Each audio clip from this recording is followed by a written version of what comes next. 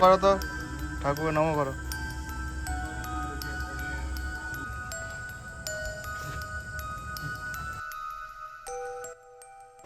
Good morning everyone, welcome back to new blog.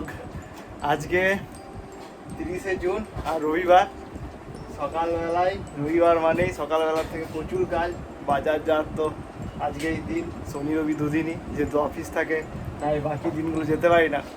R pure সকালবেলায় স্নান complete, খাওয়া দাওয়া কমপ্লিট, আমাদের খাওয়া দাওয়া কমপ্লিট। এখন ঘড়িতে বাজছে 12টা। আর পিউকে এই সুন্দর ওর যে গাড়িটা ছিল সেটাই ও চাপতে খুব ভালোবাসে, তাই আজকে অনেকদিন পর আবার চাপানো হয়েছে। কিছুক্ষণ এটা নিয়ে খেলা করলে আমাদেরও সকালবেলায় কাজগুলো এগোয়, নাহলে রান্না বান্না দ্বীপেরও করতে অনেক টাইম লেগে যায়। অলরেডি এই সবে রান্না শুরু হলো 12টার সময়, তেমন সমস্ত কিছু বাজার করে আনতেই মোটামুটি 11টা বেজে যায়। আর এবার পিউকে নিয়ে আমি যাব পাশেই মার্কেট যে আমাদের আছে। হ্যাঁ, কী করে দিবি? ও, এখানে সমস্ত পুতুলগুলোকে নিয়ে ও খেলা করছে। আর এবার যাবো যে পাশে মার্কেট আছে, সেখানে দু একটা জিনিস আনতে পিউকে নিয়ে যাবো। কারণ এই সময়টায় পিউকে নিয়ে আমাকে দেখতে হয় মোটামুটি 11:30 থেকে 12:30। এই টাইমটা আমাকে না দেখলে মাসিরও অনেক কাজ দেখে, আর দ্বীপের তো রান্না, আর যদি না দেখা হয় তাহলে কাজগুলো কিছুই এগোবে না। তাই পিউকে নিয়ে এবার যাবো একটু, চলো আজ বেরুড়ে যাবো। আর পিউ শোনার যখনই বলেছি বেরুড়ে যাবো, সাথে সাথে গেলাম রেডি, চলো। তার জন্যই রেডি হয়ে গেছি আমিও, বাইরে যাবো বলে। এসো, হ্যাঁ এসো। সামান্য একটু পিছনে মার্কেটে গেছিলাম, তাতেই একদম ঘেমে একা। আর সূর্য তো মাথার ওপরে, কিন্তু মেঘে ঢাকা, আকাশটা মেঘে কালো ঢাকা আছে, কিন্তু বৃষ্টির কোনো দেখা নেই। আর এই মেঘ থাকার জন্যে আরও বেশি গরমটা লাগছে, আরও ঘামের অস্তিত্ব, হিউমিডিটি প্রচণ্ড। পিউ যখন থেকে গেছিল মার্কেট, ওখানে দোকানের প্রত্যেকটা জিনিসের নাম ওকে জানতে হবে, কোনটা চকলেট কোনটা লেজ। আর নিজে একটা তারপর কিটক্যাট নিয়েছে, তারপর বাড়ি এলো। হ্যাঁ, বাড়ি চলে এসছো। মাকে দেখি দাও, কি এনেছো তুমি? মাকে দেখা, মাকে দেখা, মাকে দেখা।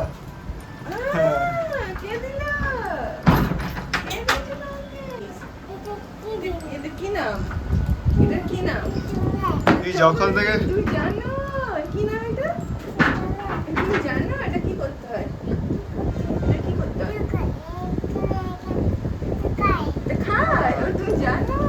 ঘরে গিয়ে খাবে। আর তুই যখন এই কোয়ার্টারের বাইরে থেকে বেরোচ্ছে না, তখনই সাথে সাথে বলছে যে চুল কাটতে যাচ্ছি। আমি বলছি কোথায় যাচ্ছি? বলে চুল কাটতে যাচ্ছি। এখনো মনে আছে, ও জানে যে বাইরে বেরোনো মানে আমার চুল কাটতে দিয়ে যাবে। কোথায় গেছিলে পিউ? চুল কাটতে? চুল কাটিনি বলো, আমরা দই কিনলাম আর কি কিনলাম, পিওর কেক কিনলাম। পিওর কেক আর দই কিনে তারপর চলে এলাম। কত কি এনেছি পিওর জন্য। তো এই চকলেটটা একটা কিটক্যাট কিনেছি, তো আসার পর থেকে ঝোঁক ধরেছে যে খুলে দিতে হবে। এই একদম আর থাকতেই পারছে না, লাফালাফি শুরু করে দিয়েছে। যাই হোক, চকলেটটা খুলে দিয়ে ওকে কিনলাম। সাধারণত বিশেষ করে চকলেট কিনি না, যদিও মাঝে মাঝে দু একটা কিনি। আজকে বাইরে বেরিয়েছি যেহেতু, আর দেখেই বলছিল কিনে দাও, তাই কিনলাম একটা। অনেকই জিনিস ছিল, সব জিনিসের ওকে, প্রত্যেকটা জিনিসের ওকে নাম জানতে হবে। খুলে দেবো, এটা ভিজে গেছে। এতটাই গরম বাইরে, মানে ঘাম, যে যে শার্টটা পরে গেছিলাম সেটাও ঘেমে ভিজে গেছে, আর কিছু ভিজে বেড়ে গেছে। তো তাই বলছে যে ভিজে গেছে, তাই তো না। এবার এটা খুলে দিই, কিছুটা খাক, কারণ খাওয়ার টাইম হয়ে গেছে, অলরেডি 12:15 বাজছে। তো তার জন্য হাফ দেবো, কিছুটা খাবে, বাকিটা আবার পরে। ঠিক আছে, ওকে হাফই দিলাম, কারণ পুরোটা দিলে এখন আর খেতে পারবে না ভাত। না, ওইটুকুই খাও, আবার বিকেলে।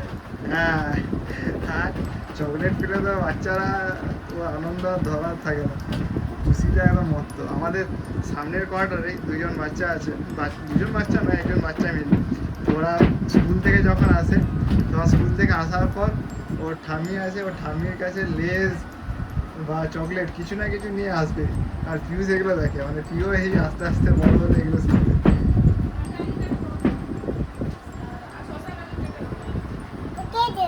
হ্যাঁ, এটা কি দিল? আরে কি কি বটে? কি এটা? না কি এটা? তুমি বাঁকুড়া ভাষা শিখে যাচ্ছ সব।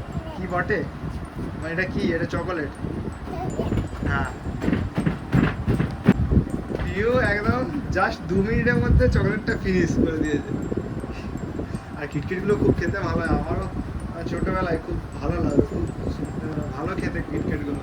মাঞ্চ কিটক্যাট এগুলো বিস্কুটের মধ্যে চকলেট দেওয়া থাকে তো, তাই খুব ভালো খেতে হয়।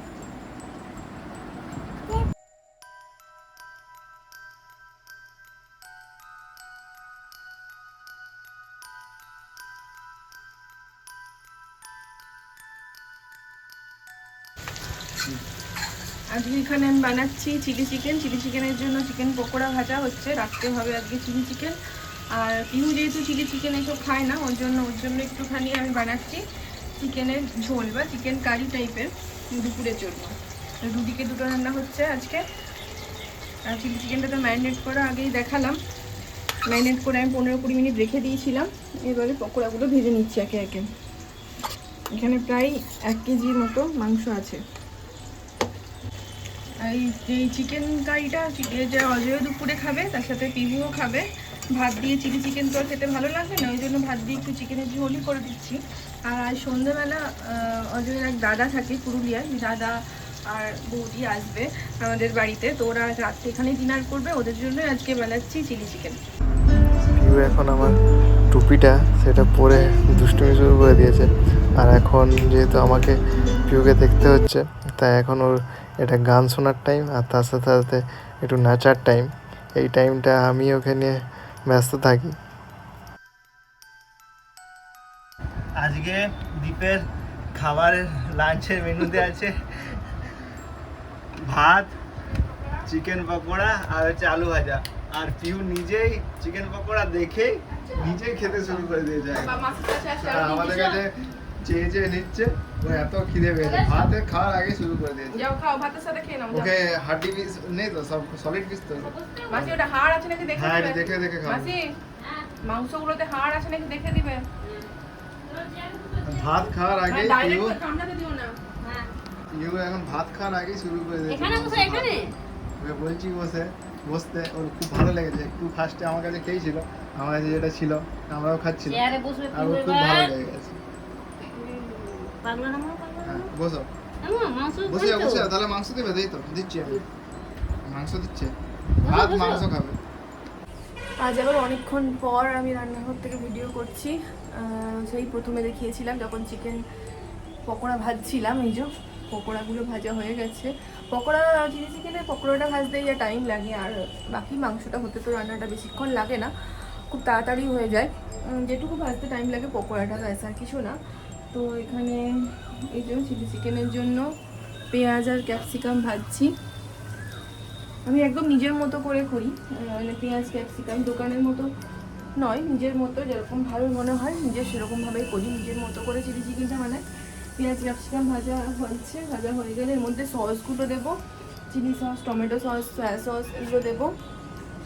আর ওটা দেওয়া হলে মাংসটা একটুখানি ওটা দিয়ে কষিয়ে এই কর্নফ্লাওয়ার গোলা জলটা, মানে বাটিটা যেটাতে পকোড়াটা ম্যারিনেট করেছিলাম ওই বাটিতে একটুখানি লেগেছিল, কর্নফ্লাওয়ারটা ওর মধ্যে একটু গুলে নিয়েছি, গুলে করে জল দিয়ে ঢাকা দিয়ে সেদ্ধ করে নেবো, ব্যাস তাহলেই হয়ে যাবে। তো আমি খুব একটা ঝাল দিই না, যেহেতু বাচ্চারাও খাবে। তো অজয় ঝাল পছন্দ করে না, অজয় একদমই ঝাল খায় না, খুবই কম। আমি যদিও একটু অল্প ঝাল খাই, অজয় তো একদমই খায় না। আর এদিকে চিকেনের ঝোল হয়ে গেছে দুপুরে অজয়ের জন্য, এটা পিহুকে দিয়ে দিয়েছি, পিহু খাচ্ছে। তো আর বানিয়েছি আজকে একটুখানি কলমি শাক ভাজা, একটু কলমি শাক ছিল, তো ভাবলাম অজয় তো দুপুরে খাবে, ওটা ভেজে দিয়েছি।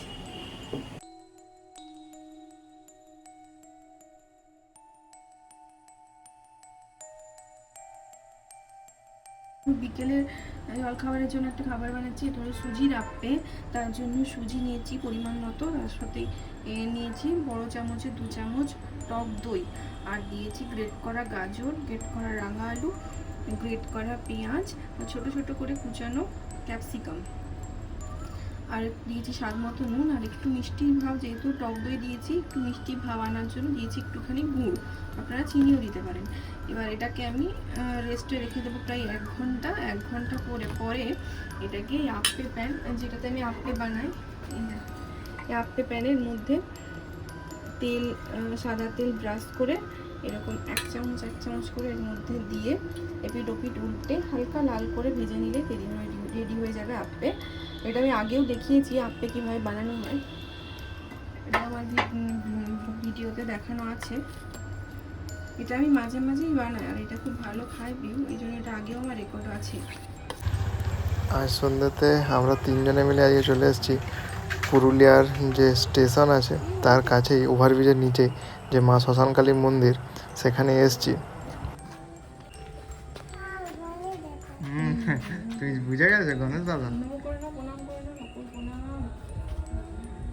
এটা গণেশ দাদা মন্দির বলো, তুই বুঝে গেছে। আর প্রণাম করে না, গণেশ দাদাকে প্রণাম করে না, তো প্রণাম করে নাও তো।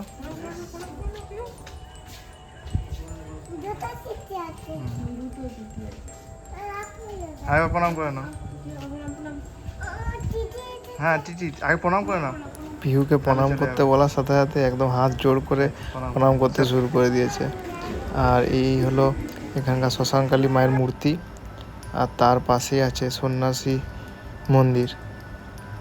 এই শ্মশানকালী মায়ের মন্দিরের প্রাঙ্গণটা অনেক বড়, আমরা এর আগে একবার এসেছি।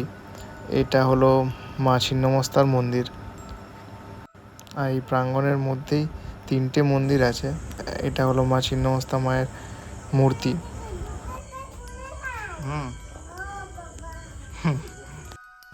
এবার এই মা ছিন্নমস্তা মায়ের মন্দির পেরিয়ে আরও এগিয়ে যাচ্ছি, এরপর আছে বজরংবলী মন্দির। আর চারপাশে একটু মেঘ বিদ্যুৎ চমকাচ্ছে, হয়তো বৃষ্টি আবার নামবে। পিহু আমাদের দুজনকার হাত ধরে তারপর হাঁটবে, দুজনকে একসাথে ওকে ধরতে হবে, নাহলে কিছুতে হাঁটবে না। আমরা একটু এগিয়ে গেছি, আর পিহু ব্রিজের মাঝেই আছে, কিছুতে আসবে না, দুষ্টুমি শুরু করেছে। তাই আমরা আগেই চলে এসেছি, কিন্তু তবুও আসবে না। মাকে আবার ফিরে যেতে হবে, ফিরে তারপর কোলে নিয়ে মাকে আসতে হবে। এই হলো বজরংবলী মন্দির। এই মন্দিরের আরেক দিকে আছে শিবের মন্দির। পুরো মন্দির চত্বরটা অনেক বড়। প্রথমে ছিল মা শ্মশানকালীর মন্দির, তারপর মা ছিন্নমস্তার মন্দির, তারপর এই বজরংবলীর মন্দির। পিহুকে প্রণাম করতে বলা হয়েছে, আর দুষ্টুমি করে উল্টো দিকে প্রণাম করতে শুরু করেছে।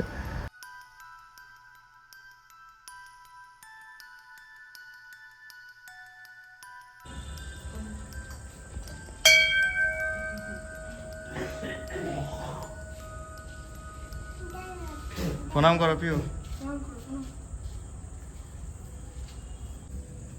প্রণাম করে না।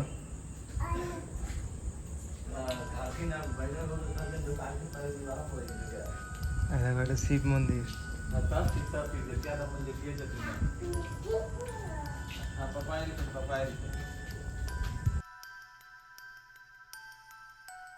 ঘড়িতে এখন বেজে গেছে 7টার মতো, আর মেঘটাও মাঝে মাঝে একটু বিদ্যুৎ চমকাচ্ছে। তাই এবার চললাম বাড়ির দিকে। পিহু তো নিজে একাই দুষ্টুমি শুরু করেছে, নিজে একা একাই হেঁটে যাবে, আমাদের সাথে আর যাবে না। আর জায়গাটা অনেকটাই বড়, আর খুব শান্ত নিরিবিলি জায়গাটা, বেশ ভালো লাগলো। এর আগে যদিও একবার এসেছি, কিন্তু আবার আসলাম, বেশ ভালোই লাগলো জায়গাটা। পিহুকে মন্দিরের প্রসাদ নকুলদানা দিতেই পিহু তো খুব খুশি, একদম নাচতে শুরু করে দিয়েছে।